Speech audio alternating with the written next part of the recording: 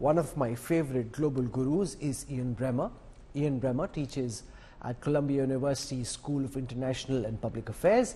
He's the editor-at-large for Time magazine and the president and founder of the Eurasia Group, which is a leading global risk advisory consultancy. Ian Bremmer, welcome back to the News Track. Always good to be with you, sir. I want to start by asking for your assessment of the real reason behind Israel delaying its much-awaited ground offensive into Gaza. We've been hearing from Israel's defense minister, the Prime Minister, that the invasion is coming. So far, it hasn't started. Why do you think the Israelis are holding back so far? There are several reasons. The first, in the initial days, is because they did not yet have a war cabinet. It was still Netanyahu and a far-right coalition that really had no business running a war. So they had to wait for that. Once that was in place, there are still three major factors that are slowing them down. The first is an effort to get some hostages out. There are four already. They'd like to have more. The Qatar government has been negotiating with Hamas leadership that is based in Doha.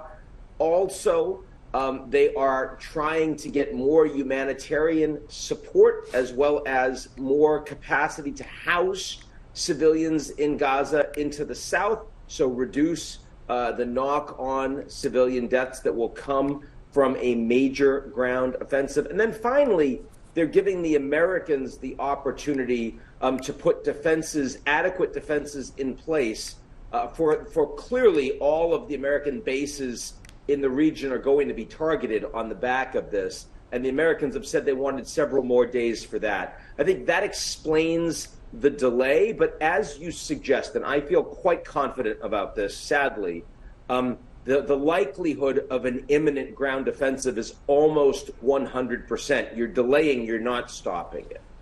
In your view, once this offensive begins, how long is it likely to last? How many days, stroke weeks or months may it be before the Israel Defense Forces are able to take control of the Gaza Strip? It's probably a week or two at the latest before they can divide Gaza, capture and control most of the north, except Gaza City, which of course is where about half of the population is located. So they can cordon Gaza City, basically seal it off. Then going in and actually trying to kill Hamas fighters and destroy the tunnel network.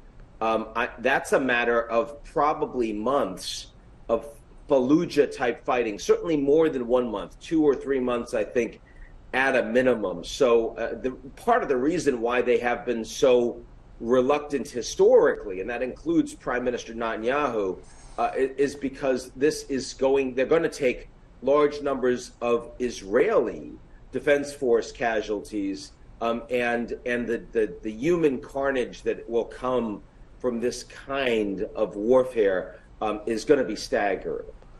Over the past 2 weeks, the Israel Defense Forces have been pounding targets in Gaza. How much of Hamas's military capabilities have been degraded in the past fortnight, and how much of a pushback will the Hamas be able to do to the IDF once they come in? You know, keep in mind, Hamas operates in densely populated civilian areas and buildings, and they do that intentionally, and they put their missiles next to schools and hospitals, and that's where their headquarters are. And they also operate with all of these tunnel network that allows them to stage themselves. That's where all of the hostages are presently, which is why there haven't been any rescue efforts by the Israelis.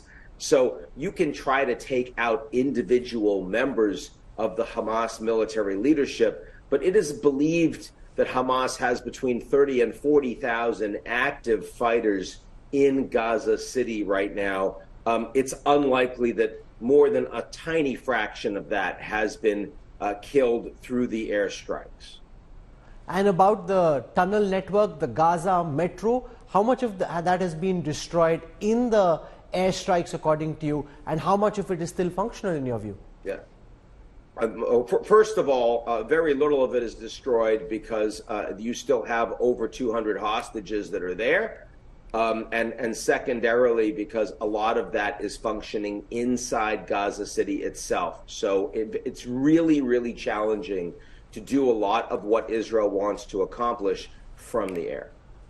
Let's now come to the question about the Hezbollah and the fact that the Hezbollah has been involved militarily in a limited fashion so far with the IDF. Is this likely to turn into a two-pronged conflict with Israel having to deal with the Hamas in the Gaza Strip, and will the Hezbollah open its entire arsenal of rockets and direct them towards Israel?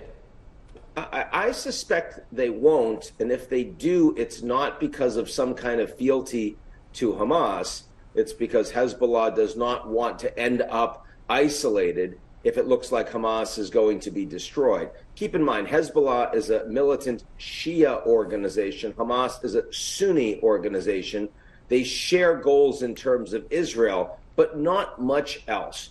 Hezbollah is much more tightly tied to Iran than Hamas is. They have much, much more capable fighting forces and a lot more sophisticated military, but they're also on a northern border with Israel that is much more heavily defended by the Israelis. And if they wanted to go in and with their brothers Hamas, they would have done so almost immediately after Hamas had attacked, assuming they didn't know about it, and that's my assumption, because they would have caught the Israelis off guard. Now, Israel has called up 360,000 reservists for active duty. That's 4% of Israel's population. They are not just focused on a Gaza war, but they're also focused on further defending in strength and in depth that northern border. The Israelis have pulled back and evacuated a number of villages that have been on that border. So it would be much harder for Hezbollah to pull that off unless they go in really big, at which point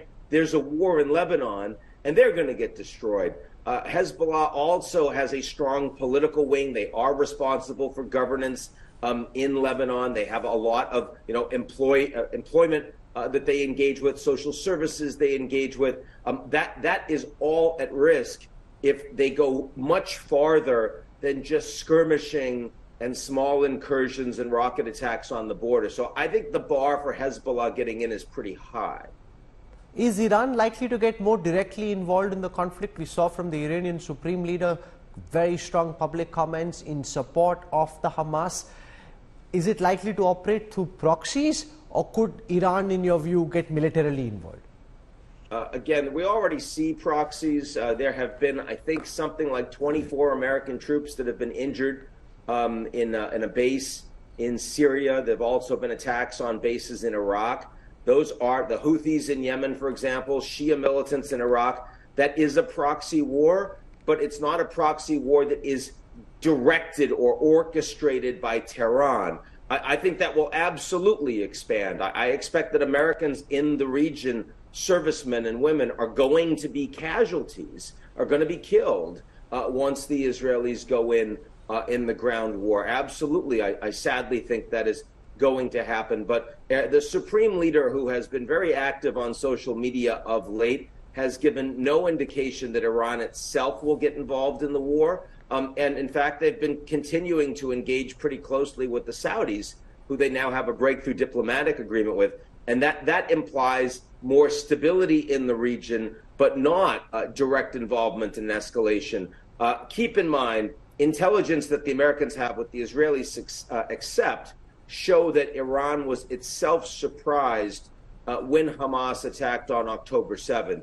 So at least for now, the one thing that could really affect the global economy, the Indian economy, the Western economies, oil to 150, Trump becoming president, would be if Iran gets directly involved in the war, because then their oil is off the market. Then the Straits of Hormuz suddenly become a problem to get oil out. I think the likelihood of that, fortunately, is very, very low.